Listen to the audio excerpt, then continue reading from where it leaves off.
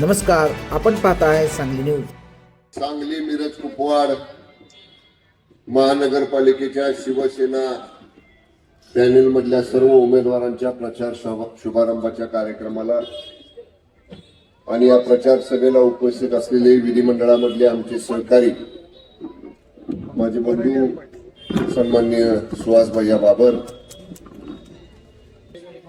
या महानगरपालिकेच्या निवडणुकीची मागच्या 8-15 दिवसामधली राजकीय पार्श्वभूमी, राजकीय घडामोडी कशा घडल्या त्या गोष्टी रिपीट या ठिकाणी मी करणार नाही. पण मी आपल्याला एक सांगेन की जी काय परिस्थिती आज समोर आलेली आहे त्या परिस्थितीला ताकदीनं पुढे जाणारा आणि येणाऱ्या प्रसंगाला पूर्ण क्षमतेनं पूर्ण ताकदीनं तोंड देणारा पक्ष कुठला असेल तर वंदनीय शिवसेना प्रमुख हिंदू हृदय सम्राट स्वर्गीय बाळासाहेब ठाकरे साहेबांचा शिवसेना हा पक्ष आहे.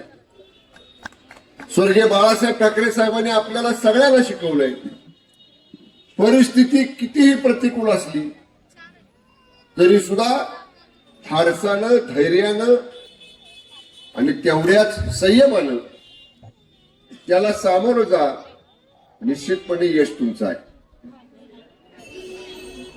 सांगली मिरज कुपवाड महानगरपालिकेसाठी युती व्हावी का, तर सगळ्यात पहिल्यांदा माझ्यासारखा जबाबदार पदावर असणारा पक्षाचा संपर्क मंत्री म्हटला की होय, महायुती झाली पाहिजे, जागांची चर्चा झाली पाहिजे. आम्ही चर्चा सुरू केली, चर्चा बऱ्यापैकी पुढे गेली.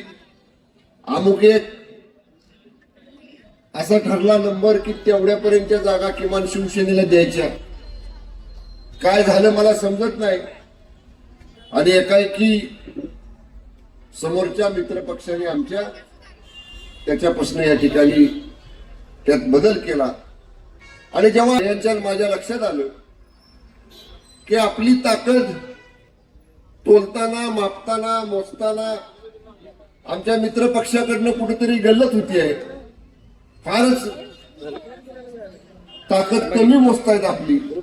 आणि मग मी सांगलीमध्ये आलो, आम्ही बसलो आणि आपण निर्णय घेतला की सगळ्या कार्यकर्त्यांना, सगळ्या पदाधिकाऱ्यांना बरोबर घ्यायचं आणि जे काही आपल्याला उमेदवार उभा करता येतील ते आपल्या स्वतःच्या धनुष्यबाण चिन्हावरती सगळ्या वॉर्डामध्ये उभे करायचे.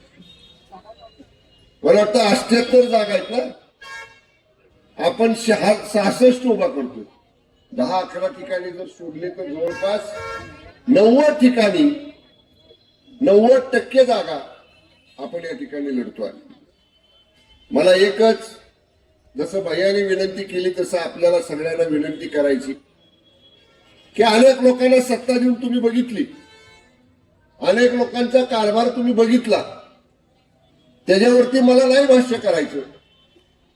पण आमच्या हातामध्ये, शिवसेनेच्या हातामध्ये सत्तेचा वाटा जर आपण दिलात तर मी विश्वासानं सांगतो, सांगली मिरज कुपवाड महानगरपालिकेचा विकास करायचा असेल तर तो विभाग राज्याचे आदरणीय उपमुख्यमंत्री, आमचे नेते आदरणीय एकनाथजी शिंदे साहेबांकडे आहे.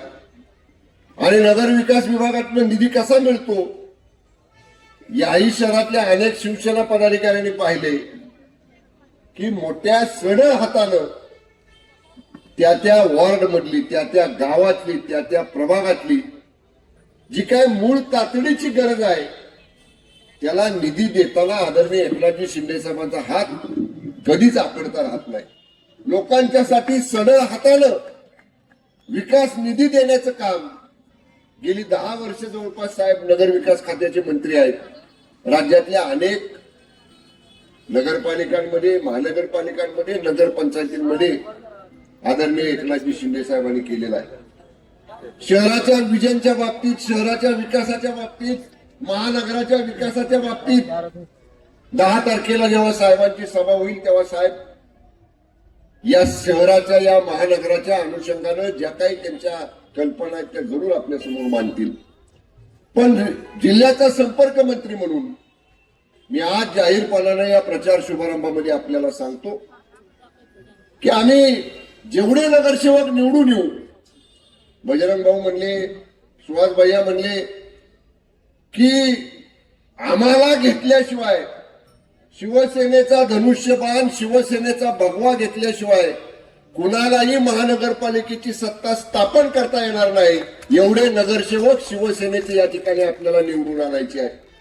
आणि ते आणताना शिवसेनेचं विजन असणार आहे.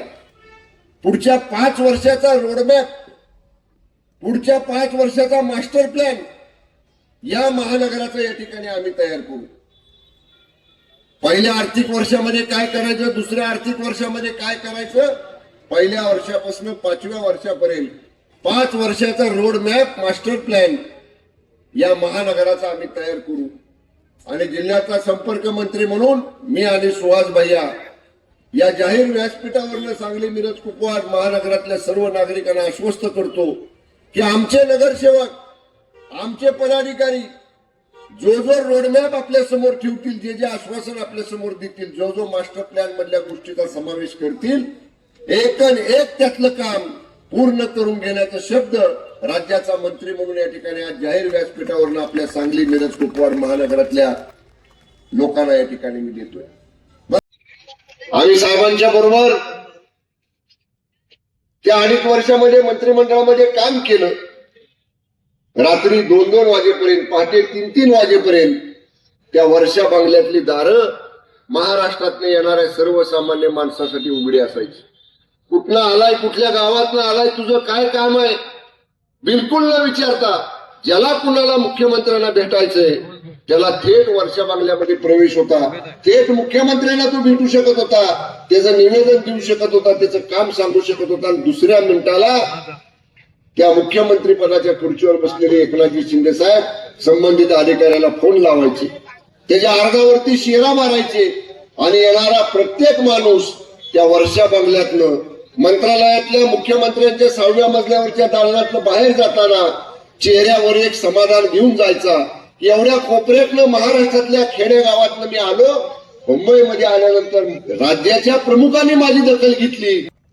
फार मोठं भाषण या ठिकाणी मी करणार नाही, मी एवढंच सांगेन, इथल्या ड्रेनेजचा प्रश्न मगाशी कोणीतरी मांडला, म्हणले काम झाले, ते पूर्ण करून ते ड्रेनेजचं कार्यान्वित यंत्रणा का झाली नाही.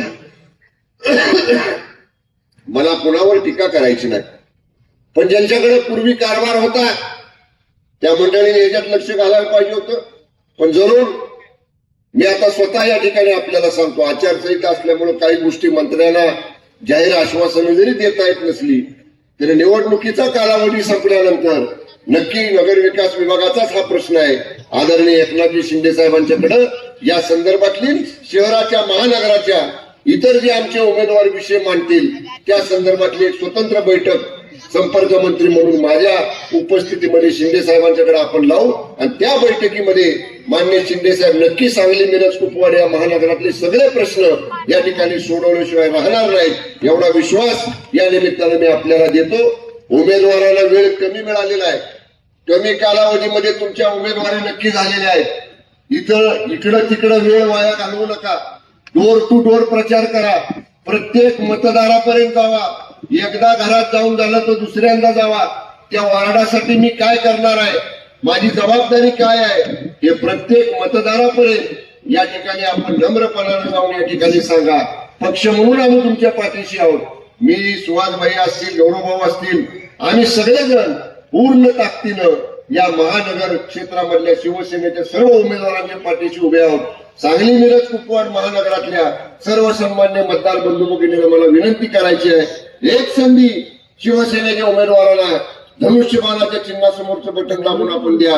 बहुसंख्येनं शिवसेनेचे उमेदवार या महानगरपालिकेमध्ये नगरसेवक म्हणून निवडून द्या. महानगराचा विकास करण्याची जबाबदारी निश्चितपणे शिवसेनेची आहे, हा विश्वास देतो आम्ही.